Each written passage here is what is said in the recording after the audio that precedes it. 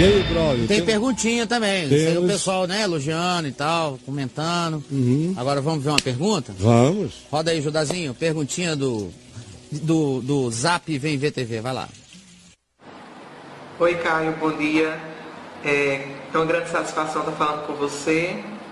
Sempre que eu não posso, estou aqui no meu trabalho assistindo você no Papo de Graça. E você é, de fato, o meu pastor. E eu gosto muito das suas escritas, enfim. Minha dúvida, Caio, é porque ontem eu me encontrei com um amigo na faculdade e ele me questionou porque ele não entendia, uma coisa que ele não entendia nas escrituras, como, por exemplo, porque Deus permitiu que algumas coisas ruins acontecessem na história, como, por exemplo, o dilúvio, que foi um massacre em massa, e Deus, por exemplo, permitiu que alguém morresse ou que matasse. Então mostra um Deus ciumento, um Deus perverso, que quando as pessoas não querem ele vem lá e maltrata as pessoas. Eu fiquei pensando em responder, porque eu acredito muito na soberania de Deus e na bondade de Deus, que apesar do que para nós seja algo injusto e ruim, para Deus sempre é algo bom e verdadeiro e produz algo bom. Só que eu não soube explicar isso para ele de maneira clara, para que ele entendesse a soberania de Deus, até porque ele está meio contaminado. Nós, de fato, todos nós estamos contaminados com esse evangelho que vemos aí, de um Deus que apenas abençoa, que apenas faz isso, faz aquilo, e de fato Deus somente abençoa.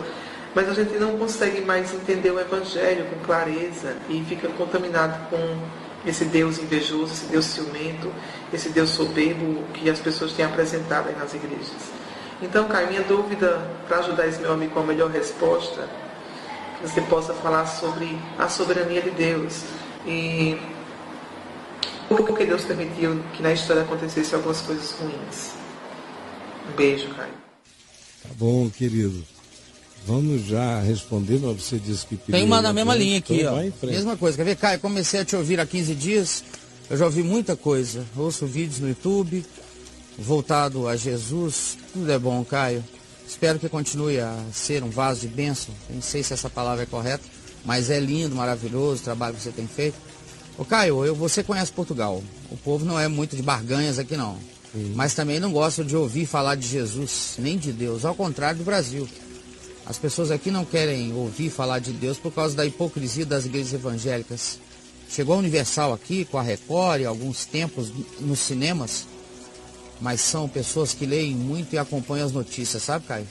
Então, quando eu tentei falar de Jesus, eles diziam para mim assim: que Deus é esse que não revela nada a esse povo que guerreia desde que eles eram crianças? E fez uma pergunta que eu não soube responder. Porque esse Deus sempre aprovou guerras, tomadas de terras, entre muitas passagens no Velho Testamento e no Novo não. Essas são as duas perguntas. Mais né? ou menos na linha da soberania. Bom, começando de trás para frente, da pergunta do irmão que escreveu de Portugal, né? Certo. Os portugueses realmente ficaram com uma atitude extremamente refratária a tudo que diz respeito à religião, e não é só por causa da Universal e do Macedo, já é antigo. Foi o excesso de catolicismo tirânico, ungido pelo Salazar durante 40 anos de ditadura, uma igreja totalmente submissa àquele espírito do ditador, vendida, e aquelas gerações foram se perdendo. Quando eu cheguei a Portugal a primeira vez, há 40 anos atrás, o espírito refratário a qualquer forma de pregação que vinculasse o nome de Jesus já estava presente, e a Universal ainda não tinha nem nascido. Não tinha nem começado no Brasil. E a dificuldade estava lá. Os evangélicos nunca conseguiram crescer em Portugal. Era um percentualzinho de 4% da população, 3% da população. A maior denominação era a Assembleia, com um grupo pequeno, e a Igreja dos Irmãos Unidos, que era outra igreja pequenininha e muito cheia de briga entre os Irmãos Unidos. Presbiterianos quase inexistentes, os batistas pequenininhos tinham presença. E os católicos com essa refratariedade que eles recebiam, especialmente da população mais jovem na sociedade. Antes do Macedo chegou o Ministério Maná. Lembra do Maná? Talvez você não tenha conhecido. O Maná já foi na década de 80. Era uma espécie de universal portuguesa que fez essa farrice toda, era baseado em confissão positiva, teologia da prosperidade, tudo isso aqui que a gente tem. E lá ela deu uma crescidinha, ela se tornou quase 3 vezes maior do que a soma dos evangélicos todos em menos de 5 anos. E o pastor começou a ficar muito rico, dono de avião, jatinho, casas espalhadas pela Europa, e as autoridades começaram a descobrir e o bicho pega. Portugal não é o Brasil. Não é rápido, né? É, o bicho pega. Ainda mais com um português local aprontando daquele jeito. Até que pegou e foi uma coisa feia, a estrutura toda lá do cara começou a vir abaixo. E a Universal entrou nesse período aí, com toda essa experiência, esse traquejo de enganar brasileiro. Aí eles foram para lá, porque quem engana brasileiro fica com um preparo enorme para dar nó em pingo d'água em qualquer lugar da terra. É, cara. Né? Eles chegaram lá e cresceram, porque já chegaram com os milhões daqui investidos. Com estrutura. É. E vacinaram muito mais ainda a alma portuguesa, porque agora já não é mais a Igreja Católica que é o escândalo em Portugal, já é a Universal, que se tornou a grande referência de escândalo. E numa época de internet, em que as pessoas abrem aí as redes sociais, tem grupos e grupos dizendo, deixa eu te provar como Jesus era um mito, como a história de Jesus é uma herança que vem de Ísis, de Horus, viaja por Cibele, viaja por Mitra, viaja pelo que você quiser.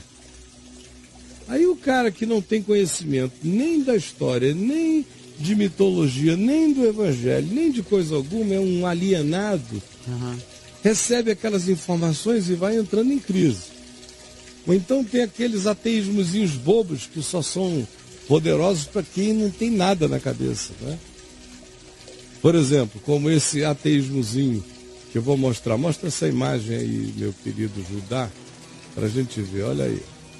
Se 2 homens lutarem e a esposa de um deles tentar ajudar o marido agarrando as partes privadas do outro homem, você deve cortar fora a mão da sua mulher.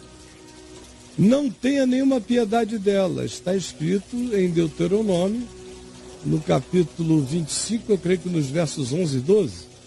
Está escrito lá.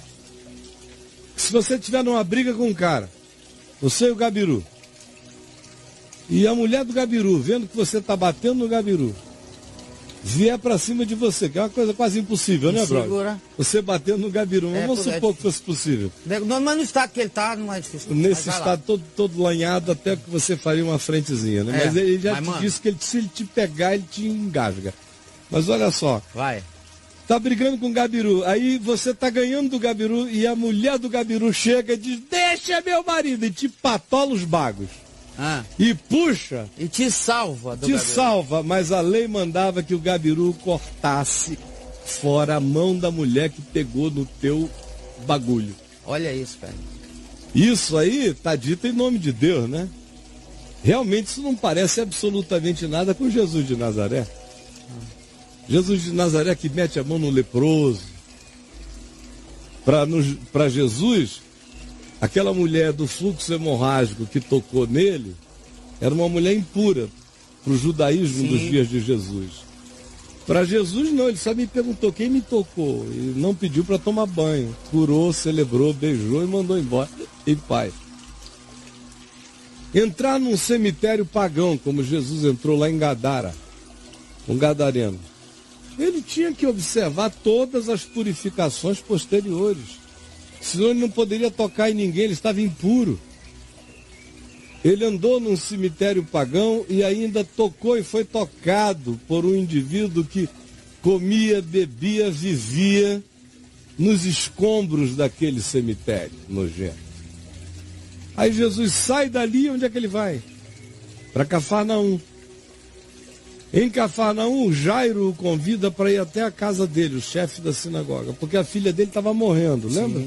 Sim. No caminho para a casa de Jairo é que a mulher contaminada, com fluxo hemorrágico, toca nele e é curada.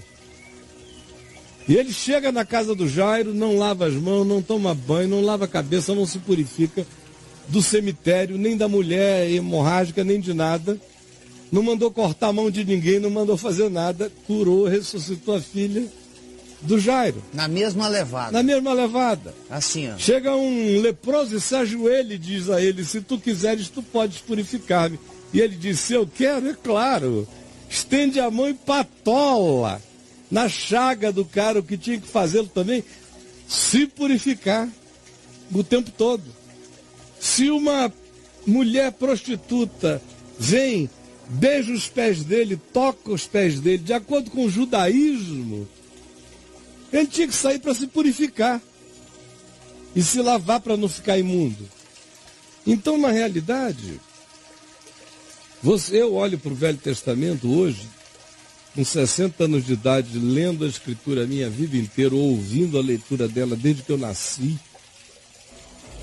milhares de vezes. A Escritura é provavelmente a coisa mais íntima que eu tenha na minha vida, seja o conhecimento da Bíblia. Provavelmente eu não conheço nada mais intimamente do que a Bíblia. Minha amizade com ela é tão intensa quanto ler na mesma Bíblia agora há 40 e tantos anos. Está tudo escrito dentro de mim, ela passou para cá. Agora... Ela está rodando aí. Estou rodando, agora... Tem uma parte dela que roda em mim como informação. Depende, né, cara? Não como palavra da vida. Porque aquele texto que a gente leu ali, que o Judá botou ainda agora com aquela imagem, está na Bíblia. Mas não é palavra de Deus. É. Se eu leio isso aí tendo Jesus como absoluto, como aquele em quem habita corporalmente toda a plenitude da divindade, em quem estão todos os tesouros da sabedoria e do conhecimento. Se eu olho para Jesus e confesso que Ele é o Verbo encarnado, Ele é a palavra encarnada, e que Ele é a síntese de toda a vontade de Deus, Ele é a expressão de toda a vontade de Deus para a vida humana, quando isso entra em mim e eu passo a ver tudo, eu olho para os comportamentos humanos a partir de Jesus, eu olho para o meu comportamento, para o do próximo, eu olho e analiso a sociedade a partir dos princípios de Jesus, eu olho para a minha vida comercial ou empresarial a partir dos princípios de Jesus. Eu escolho o casamento, eu me caso, eu cuido da minha família, e tento ser pai da minha família a partir dos princípios de Jesus, e só dos princípios de Jesus. Eu trato o meu próximo não baseado em Moisés nem em ninguém, mas exclusivamente em Jesus. Sim. Eu guerreio as minhas guerras não inspirado por Davi, mas exclusivamente em Jesus, que me mandou amar o inimigo, orar pelo que me persegue, e me ensinou a como lidar com o perverso. É assim que eu guerreio as minhas guerras com as armas da paz, os instrumentos da paz, conforme Jesus. Isso é ter Jesus como chave interpretativa. Isso é ter Jesus como chave hermenêutica. Eu sou cristão, sou discípulo de Jesus. Quando Jesus disse, vem e segue-me, Ele não me mandou trazer junto uma gambiarra de nenhuma natureza. Ele não me mandou nem carregar coisa alguma do passado. Quem diz segue-me, está me mandando olhar para frente, não para trás. Jesus não disse arrasta. Jesus disse segue-me. Jesus não disse puxa a carga e vem. Jesus disse largue tudo, até a si mesmo, e siga-me. Ora, se ele manda que eu deixe a mim mesmo para segui-lo, quanto mais deixar Moisés, deixar o Pentateuco, deixar Deuteronômio, são informações de um processo. Que processo? O processo gradual da revelação de Deus conforme a capacidade humana de entender. Conforme a capacidade humana. Eu não tenho como pensar na revelação de Deus sem pensar em evolução. Porque não dá para eu pensar na revelação de Deus caindo de paraquedas num ambiente que fosse configurado por um entendimento espiritual maduro. A palavra de Deus caiu na barbárie. Ela chegou nas cavernas da estupidez. Ela penetrou as tendas da ignorância. Ela vem caminhando, educando homens que quando receberam, por exemplo, o livro de Deuteronômio ou o Levítico, no Velho Testamento, aquilo para eles, que para nós é de um peso e de uma dessignificação humana absurda. Para eles, quando comparado com as leis que os precediam, que os regiam antes do paganismo que eles habitavam, já eram leis de libertação. É isso que a gente precisa também entender.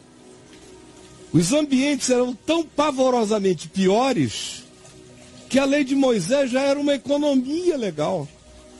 Ela já chegava com dietas. Né? Dietas e dietas e dietas. E com propósitos de natureza social, propósitos legislativos, porque funcionava também não como lei divina para obediência espiritual.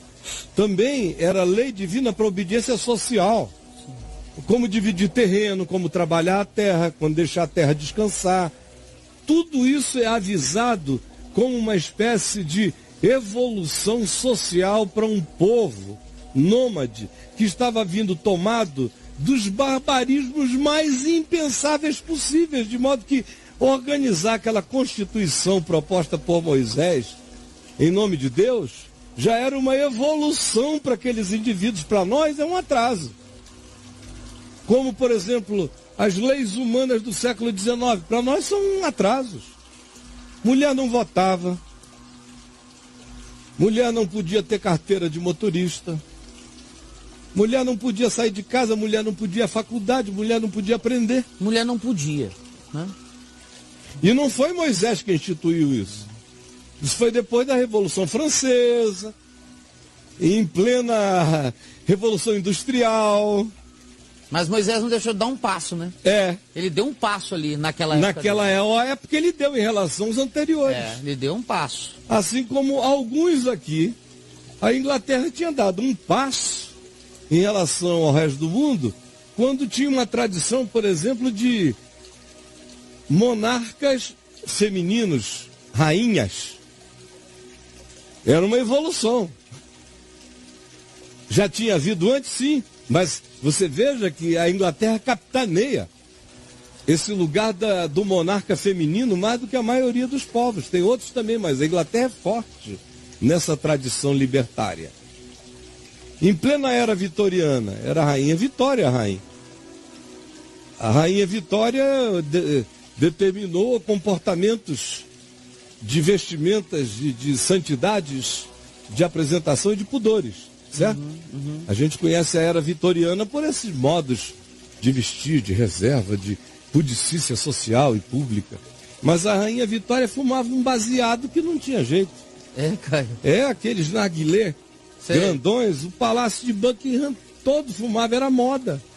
Fumar narguilé. Hoje, se a rainha Vitória chegasse de biquíni, ninguém ia dizer nada, era no direito da Lady Di contemporânea, no iate. Mas se ela pegar um narguilé e encher de maconha, é um escândalo danado. Você veja como muda, né? Muda. Fica bem, né? E o pessoal que não sabe de onde o som da banda está tocando, vai fazendo confusão porque tem uma parada passando, que eles não sabem nem de onde vem, nem para onde vai. Então, repetindo aqui, querido, quem encontrou Jesus não tem mais questões do Velho Testamento. O Velho Testamento passou a ser um material informativo, de um lado, e de um outro lado, carregado de histórias de fé, de pessoas que, pelo seu exemplo de fé, nos seus dias, venceram o impensável, conquistaram o impossível e suportaram o insuportável. É o que o escritor de Hebreus no capítulo 11 nos diz, é o que Paulo diz em 1 Coríntios 10, é o que Paulo diz em Romanos no capítulo 15, quando nos 3 textos ele diz por que serviram esses testemunhos anteriores.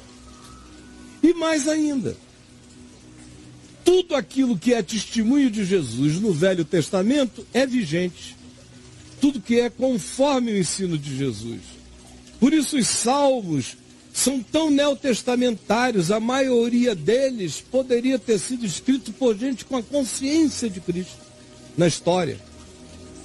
Por isso os profetas como Isaías, Jeremias, são tão carregados de evangelho, porque eles estavam pregando a partir de um lugar que era o lugar da graça e da justiça divina, falando contra o legalismo religioso humano.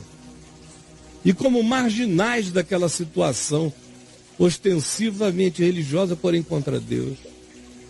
Então você encontra no Velho Testamento as profecias que virão, as profecias que se cumpriram, aquilo que é conforme o ensino de Jesus, e você encontra aquilo que a cruz matou, o fim da lei, e tudo que se tornou insuportável e que já não tem lugar, que já não tem vigência.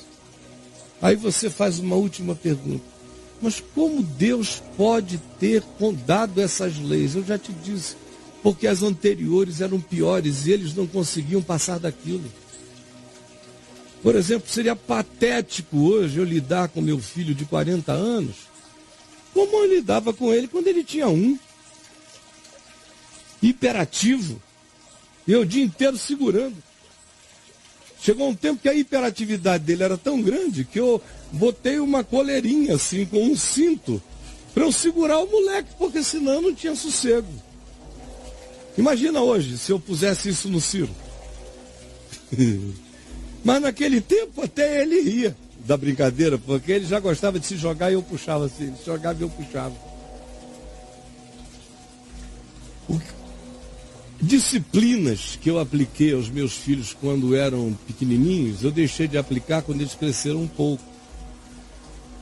Mudei a disciplina quando eles entraram na puberdade. Mudei e adaptei quando eles chegaram à adolescência. Mudei a relação quando eles se tornaram jovens, inicialmente adultos. E mudei totalmente a relação quando eles se tornaram adultos. Agora, o ridículo do pessoal é que eles têm narrativas do tempo em que Deus tratou a infância humana no Velho Testamento. E eles querem que aquele tratamento de Deus para com a infância humana fique vigente depois da plenitude dos tempos. Depois que Deus disse em Cristo, eu e o Pai somos um. Quem me vê a mim vê o Pai. As palavras que eu vos digo, não as digo por mim mesmo. É palavra de Deus hoje, vigente para sempre.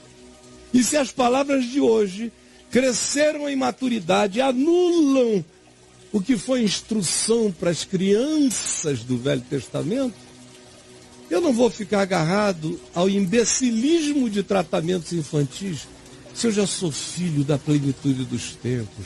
Eu sou filho de um único mandamento. Eu sou filho da consciência estimulada pelo amor. Eu sou filho dessa graça que em Cristo, em plenitude, se revelou. Por isso, a minha Bíblia está aqui, amada e querida. Conheço-a toda, leio-a toda, aprendo nela toda, aprendo até no que já perdeu a vigência.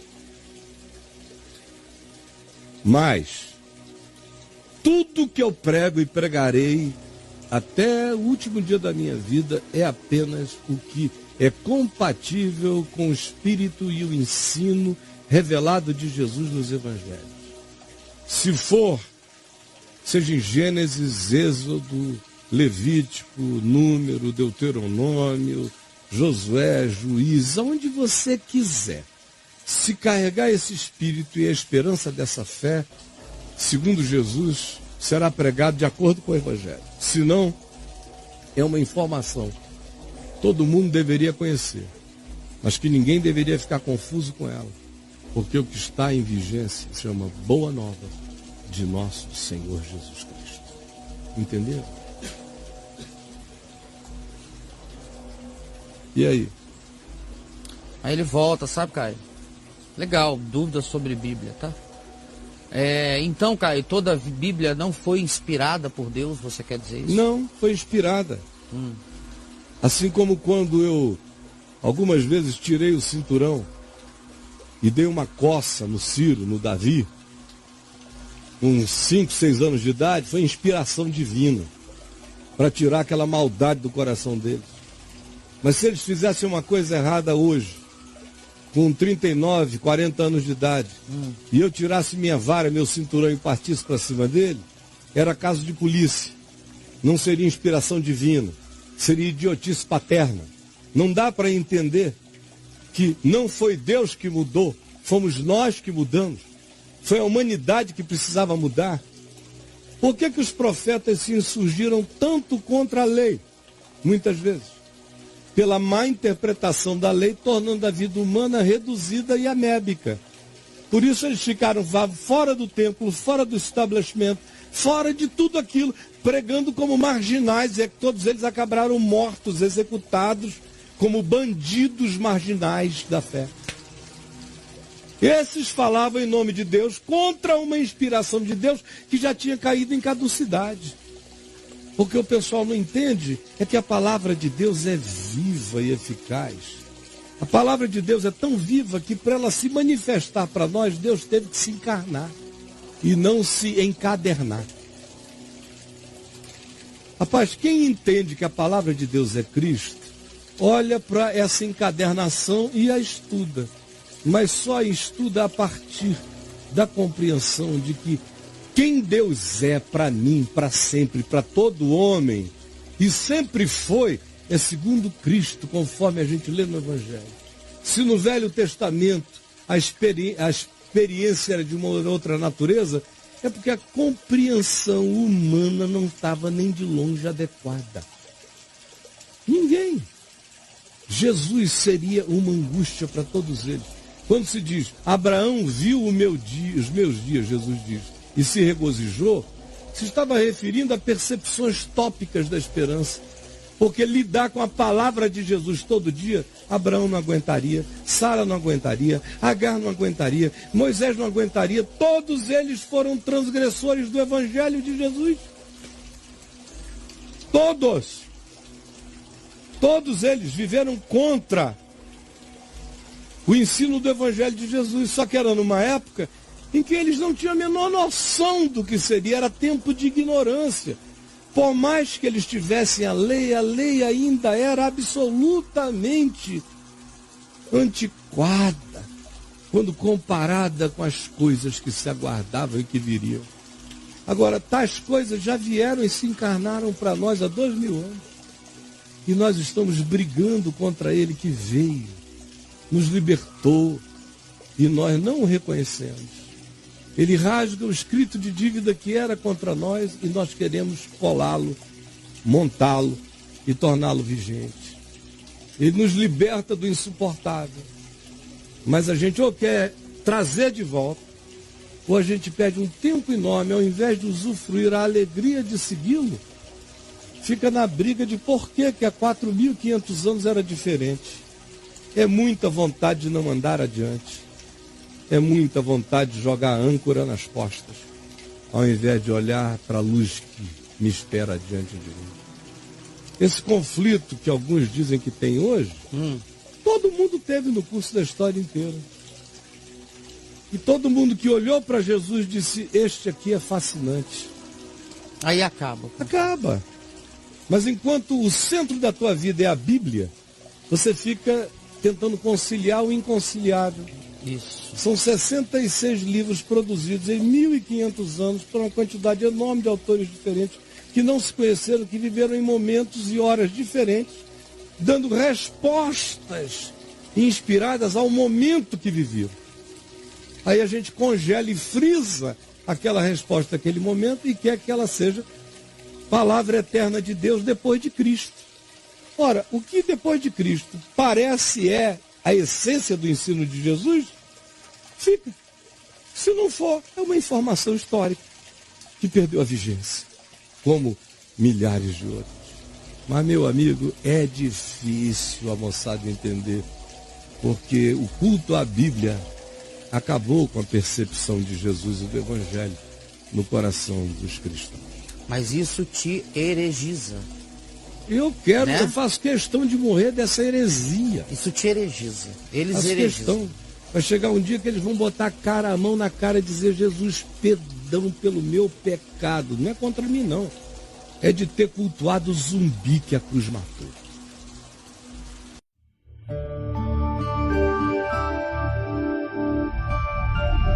Vem IVTV, o canal é você.